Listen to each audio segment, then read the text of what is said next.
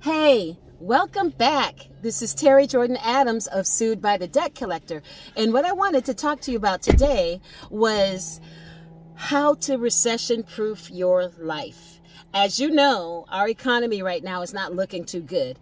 We've got recession, it's coming in strong, it's coming. We've got inflation happening, and gas prices are just at a whole nother level. So, what does that mean for you and I? That means that we have to prepare to make small changes in our life so that we can accommodate the hardship, the increased prices on food, the gas, of course, being up. Everything that is just out of the norm for us. We have to figure out a way so that we can, get over the hump and survive. So what I decided to do was as you know, if you know, I used to be a rideshare driver. I used to drive for Lyft and Uber, but in particular Lyft. And I decided, I'll just work, and make $60 a day and pick up an extra $1,500 a month. I'm like, oh, okay, I can do that. Well, $1,500, that's pretty good, right? That'll pay for somebody's rent. Not my rent, but, it'll pay for somebody's rent.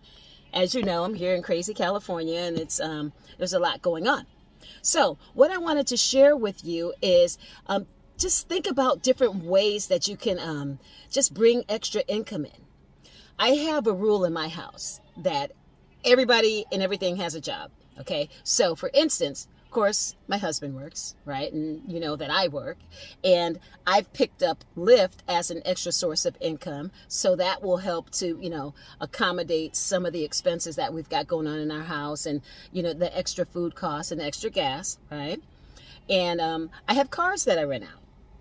I have another car I rent out. And on Memorial Weekend, I made an extra $700. That's significant. When you're talking about how to, I gotta open up the window, it's hot. When you're talking about how to get through hard times, just those small changes will be able to bring you through the valley so that you can, move to the next place. I even gave my cats a job, okay? I have 2 cats, and their job is to be the greeters to my neighbors. Why? Because they keep my relationship strong with my neighbors, and then that way we're able to make sure that they're looking over the house, or we accommodate each other. So everybody has to have a job. So a lot of great suggestions. Think about some ways that you can flip your money. Okay, how can you make your money grow? If you only make, let's say, $500 on a part-time job, what can you do to make that money grow? Okay, even if it's on a short-term basis, just to help you through, right? I think you can do it. Well, some other things that you can do, you got to cut expenses, even if it's just for a short while. If you're buying coffee out every day because that might be a treat, well, you know what? Buy some coffee and some creamer, make it at home, and maybe treat yourself only once a week instead of 5 times a week. Okay, this is really important because as with Sued by the Debt Collector, if you're in this situation and you're in a place where you need to recover from some things, you have to make some changes. There's a lot. OfferUp. Have you heard of OfferUp? Check out OfferUp. There's people on OfferUp that sell things. Spring clean your house.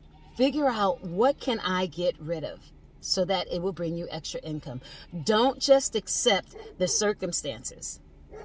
Now, I know you hear the dogs barking in the background, so I'm going to give you guys a special treat. I actually brought one of my customers, one of my passengers, out to his home. And going back to everybody having a job, well, there have been a whole bunch of goats that have been brought in. The purpose of the goats being brought in is so that they can manage the hills over here, because we get fires here in California. We have like fire season. So what they've done is they've brought in hundreds of goats, and they brought dogs in to help manage the goats, to make sure that the goats don't get away. The purpose of the goats is so that they can You hear all the dogs? Because people have dogs. There's dogs barking. The purpose of the goats is so that they can kind of mow the land. I'll show you a picture of goats. I'm going to turn it around for you, but if you can see them, you see all those goats? With my big head. But if you look at all of the land behind us, you know, let me just turn it around right now so you can get a better view. Okay, so look at all of these goats. Okay, they have a job. We talk about recession proofing, and this is a way to put your animals to work.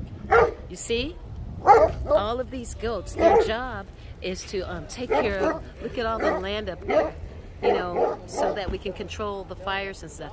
It's actually a really grand idea. See? And then, and then you have the dogs. They're excited because there's other dogs here. See, there's people that are admiring the goats. Hi, sweetie. I know. You see? See?